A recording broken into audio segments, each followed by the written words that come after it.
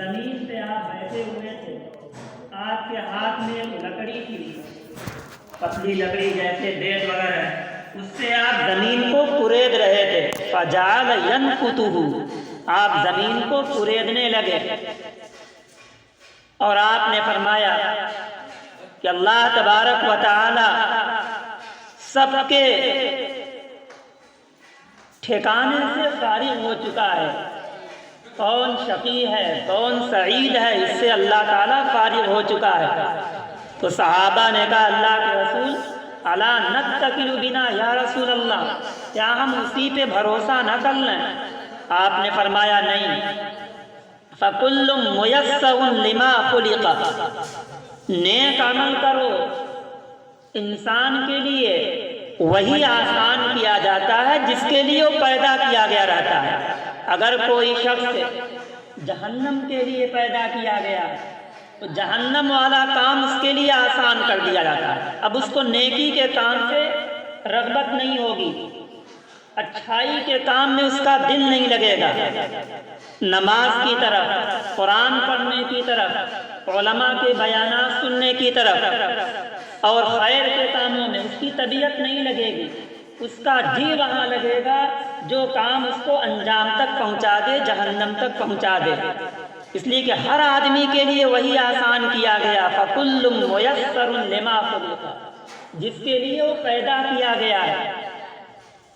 اور اگر جنت کے لیے پیدا کیا گیا ہے تو نیک عمل سے اس کی طبیعت لگتی ہے۔ مومن کے بارے میں جب کوئی شخص نیکی کرے اور اسے اس کی نیکی اچھی لگنے لگے، اس کو اس کے نیکی پر اذا سرتک حسنتک، آپ صلی اللہ علیہ وسلم سے پوچھا گیا تھا کہ سب سے افضل عمل بتا دیجئے اللہ کے رسول، آپ نے فرمایا تھا اذا سرتک حسنتک، جب تمہیں تمہاری نیکیاں اچھی لگنے لگیں، نیکیاں کر کے مزہ ملنے لگے، نیکیاں کر کے دل خوش ہو جائے کہ اللہ کی توفیق مل گئی، ہم یہ اچھا کام کر لیے، اللہ کی توفیق مل گئی ہم قرآن کی اتنا تلاوت کر لیے، اللہ کی توفیق مل گئی کہ نماز جماعت کے ساتھ پڑھ لیے، اللہ کی توفیق مل گئی یہ خیر کا کام کر لیے۔ جب نیکیاں اچھی لگنے لگیں اور برائیوں سے دل میں کھٹک پیدا ہونے لگے، یہ اعلیٰ درجے کا کام ہے، انسان کے لیے وہی آسان کیا جاتا ہے جس کے لیے وہ پیدا کیا گیا رہتا ہے۔ تو نیک عمل کرنا اور نیک عمل پہ خوشی ہونے لگے، یہ سمجھیں کہ اور اللہ تعالیٰ سے امید رکھیں کہ اللہ تعالیٰ نے ہم کو سیدھے راستے کے لیے پیدا کیا ہے، سعید لوگوں میں سے بنایا ہے، نیک لوگوں میں سے بنایا ہے، اسی وجہ سے اللہ تعالیٰ یہ کام ہم سے آسان کرا رہا ہے، نیکی پر چلنا ہمارے لیے ہموار کر رہا ہے۔ اور اگر دوسرے راستے کی توفیق مل رہی ہے تو فوراً اس سے توبہ استغفار کیا جائے، اللہ تعالیٰ سے ہدایت کی دعا کی جائے، اس لیے کہ دل پلٹتا رہتا ہے۔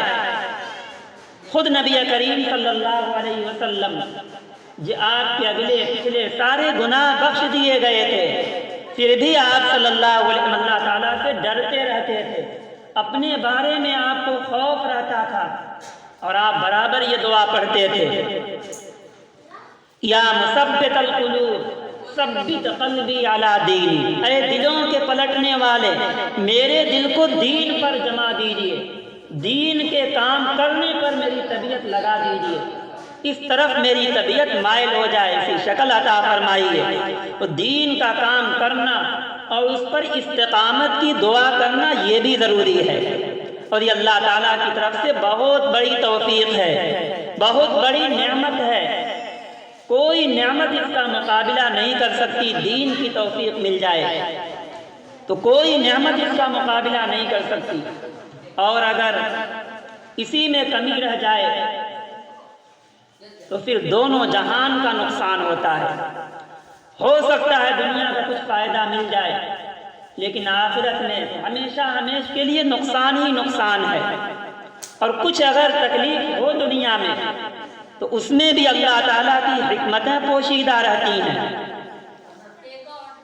فرمایا صلی اللہ علیہ وسلم نے مومن کی مثال کھجور کے درخت کی طرح ہے، ہوا اسے ہلاتی رہتی ہے اور اس کا پتیاں ہلتی رہتی ہیں۔ یہی حال مومن کا ہے کہ مومن کو تکلیف آزمائشیں مومن پہ آتی رہتی ہیں، اور منافق کی مثال آپ صلی اللہ علیہ وسلم نے دی صنوبر کے درخت سے، تو بالکل سیدھا رہتا ہے، کھڑا رہتا ہے، ہلتا نہیں ہے، اچانک عذاب آتا، اچانک اللہ تعالیٰ کی پکڑ آتی، یقسمہ اللہ، جڑ سے اللہ تعالیٰ اسے کاٹ دیتا ہے، اکھاڑ دیتا ہے۔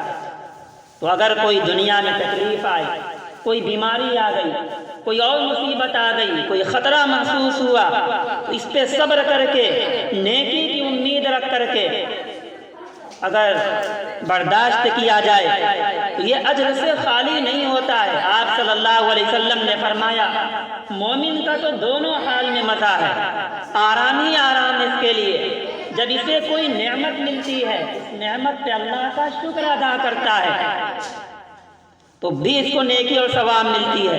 کوئی مصیبت پہنچ جاتی، تکلیف آ جاتی، کہیں کوئی مصیبت، اور اس پر صبر کر لیتا ہے، حتیٰ کہ کانٹا بھی چبھ جاتا ہے اس پہ صبر کرتا ہے، تو وہ بھی اجر سے خالی نہیں ہوتا، اس پر بھی ثواب ملتا ہے۔ تو دین کے اعتبار سے اگر کہیں آپ کو تکلیف معلوم ہو تو یہ سمجھ کر کے اسے برداشت کرنا چاہیے کہ آخرت میں ہمیں نعمتیں ملنے والی ہیں، یہاں کا آرام ہمارے لیے آرام نہیں ہے، اس لیے کہ یہ آرام کی جگہ ہے ہی نہیں، یہ جی لگانے کی جگہ نہیں، یہ آرام کی جگہ نہیں، یہ نعمت کی جگہ نہیں کہ ساری نعمتیں اس کو مل جائیں۔ آخر کچھ تو بات ہے کہ نبی کریم صلی اللہ علیہ وسلم نے فرمایا دنیا سجن المومن و جنت الکافر، یہ دنیا ایمان والوں کے لیے جیل خانہ ہے، جیل خانے میں چاہے جتنا دن کوئی رہ لے اس کا جیل خانے سے جی نہیں لگتا ہے۔ مثل مشہور ہے، ایک مرتبہ ایک جگہ کی جیل بھر گئی، اب وہاں یہ حکم دیا گیا کہ جو قیدی پہلے سے ہیں سال دو سال ان کو کچھ اعزاز دے کر کے جیل خالی کرایا جائے۔ تو جیلر آتا پوچھتا کتنے دن سے آپ جیل میں ہیں، کوئی بتاتا سال بھر سے، اس کو کچھ انعام دیا 500 600 اس کو خالی کرایا۔ دوسرے سے پوچھا 2 سال سے 12 1300 اس کو انعام دے دیا۔ ایک صاحب بہت خوش ہو رہے تھے، وہ 20 سال سے جیل میں تھے، وہ سمجھے ہم کو بڑا انعام ملے گا، ان کو بلایا، ان سے پوچھا کتنے دن سے آپ جیل میں؟ انہوں نے کہا 20 سال سے ہم جیل میں ہیں، بہت خوشی کے ساتھ۔ تو جیلر نے کہا آپ اتنے دن سے آپ کی تو طبیعت یہاں لگ گئی ہوگی، اب آپ یہیں رہیے۔ تو پریشان ہو گئے کہ ہم تو امید لگائے ہوئے تھے ہم کو زیادہ انعام ملے گا، لیکن یہ کہہ رہے ہیں یہیں رہنے کے لیے، تو 20 سال رہنے کے بعد بھی اس کی طبیعت جیل میں نہیں لگی۔ تو یہی حال ہونا چاہیے مومن کا، چاہے جتنا دن یہاں رہ لیں دنیا میں، یہاں طبیعت نہ لگے، یہاں جی نہ لگے، اس لیے کہ یہ نعمت کی جگہ نہیں، یہ جیل خانہ ہے، جیل خانے میں قیدی کو آرام نہیں ملتا، چاہے ظاہری اعتبار سے کچھ آرام مل جائے لیکن باطنی اعتبار سے، دلی اعتبار سے قید میں سکون نہیں ملتا ہے۔ ایسے مومن کو یہاں دنیا میں سکون نہ رہے، مطلب پریشان رہے آخرت کے لیے، نیک عمل کے لیے، بے چین رہے نیک عمل کے لیے، اور دوسرے لوگوں کے لیے کہا گیا یہ جنت ہے ان کے لیے، اس لیے کہ ان کی ساری نعمتیں یہی ہیں۔ تو اس ایمان کے لیے، اس دین کی حفاظت کے لیے، اس دین پر قائم رہنے کے لیے جس طرح کے بھی حالات آئیں ہر حال میں دین کے اوپر قائم رہنا، اس نعمت کو ہاتھ سے ضائع نہ ہونے دینا۔ آج جمعہ ہے، سورہ کہف پڑھی جاتی ہے، 7 جوان جو دین کے اوپر قائم تھے، اس دین کو کے اوپر جمے ہوئے تھے، کیسے بڑی طاقت سے انہوں نے ٹکر لی، اللہ تعالیٰ نے ان کے نام سے پوری سورت نازل کی، تقریباً آدھے پارے سے اوپر کی یہ سورت ہے جو ان کے تعلق سے اللہ تعالیٰ نے نازل کی۔ اور 7 لوگ اس زمانے میں دین حق پر قائم تھے۔ اس زمانے کا جو بادشاہ تھا دقیانوس اس کا نام تھا، اس بادشاہ نے یہ طے کر لیا کہ جتنے لوگ ہم کو سجدہ نہیں کرتے، وہ اپنا سجدہ کراتا تھا، اپنی عبادت کراتا تھا، 7 لوگ اس کا اس کے آگے جھکنے سے، سجدہ کرنے سے انکار کر دیے۔ دھیرے یہ ساتوں لوگ چھپ گئے، ایک ایک کر کے ایک جگہ جمع ہو گئے۔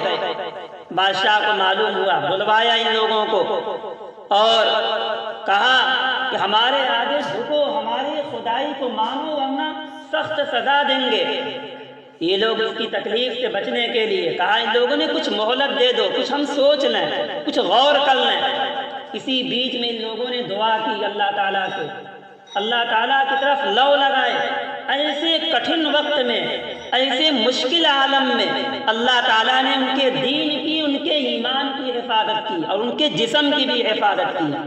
اس لیے کہ صحیح حدیث میں ہے، جب کوئی شخص اللہ کے دین کی حفاظت کرتا ہے تو اللہ تعالیٰ اس کی حفاظت کرتے ہیں۔ احفظ اللہ تحفظک، احفظ اللہ تجدہ تجاہک۔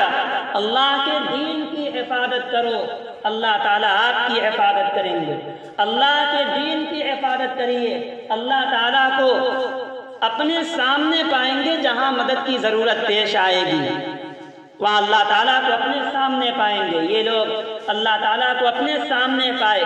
فرمایا اللہ تعالیٰ نے فَأْوُوا إِلَى الْكَهْفِ يَنشُرْ لَكُمْ رَبُّكُمْ مِنْ رَحْمَتِهِ وَيُهَيِّئْ لَكُمْ مِنْ أَمْرِكُمْ مِرْفَقًا۔ جاؤ ایک غار میں اور اس غار میں چل کر کے وہاں پہنچ جاؤ، وہاں بادشاہ کا تسلط نہیں ہوگا، وہاں بچ جاؤ گے۔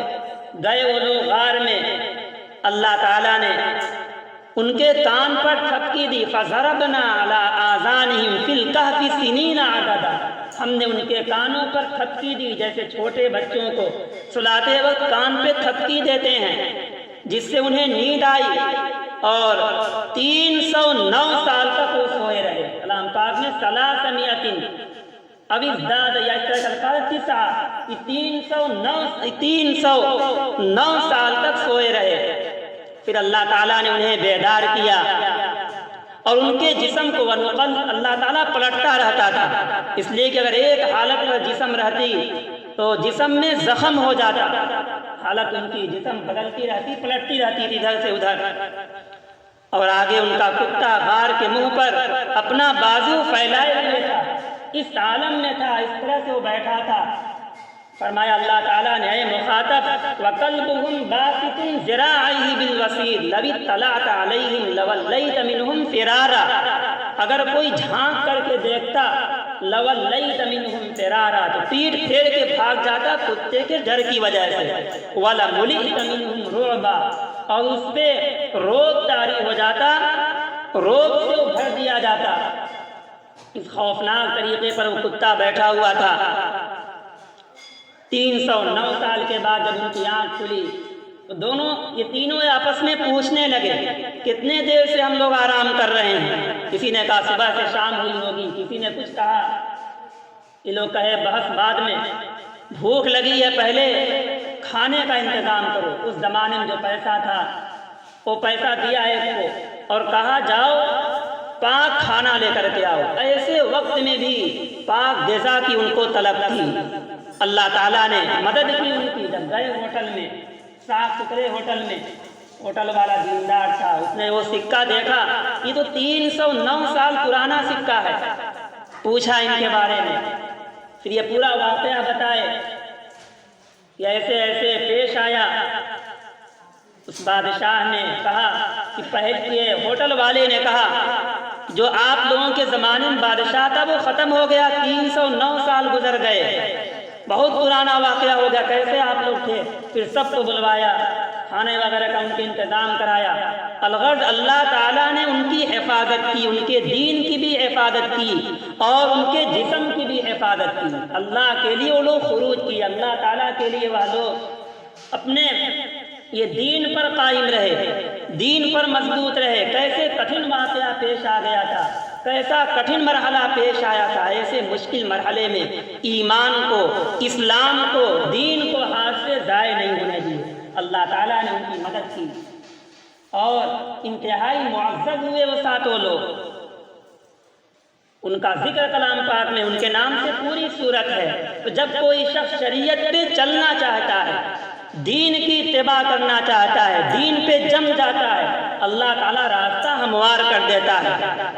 ورنہ تو نبی کریم صلی اللہ علیہ وسلم کو بھی حکم دیا گیا، حالانکہ آپ صلی اللہ علیہ وسلم سے یہ امید نہیں کہ آپ کبھی اس طرف مائل ہوں، لیکن فرمایا اللہ تعالیٰ نے، اے نبی آپ بھی اگر دوسرا راستہ اختیار کر لیے، ثم جعلناك على شریعة من الامر فاتبعها ولا تتبع اهواء الذين لا يعلمون، ان کے خواہشات کی، ان کے راستوں کی آپ اتباع نہ کریے، اگر آپ کر لیے تو انہم لن یغنوا عنک من اللہ شیئا، وہ لوگ اللہ سے آپ کے لیے کچھ کام نہیں آئیں گے، کوئی کسی کے کام نہیں آئے گا، اپنا عمل یہ اپنے کام آئے گا، حتیٰ کہ پیاری اولاد، پیارا پھول جیسا بیٹا، وہ بھی کام نہیں آئے گا اگر اس کو دین کی تعلیم نہیں دی گئی، اگر اس کو دین پر نہیں لائے تو پھول جیسا بیٹا بھی ساتھ چھوڑ دے گا، وہ بھی کام نہیں آئے گا۔ یوم یفر المرء من اخیہ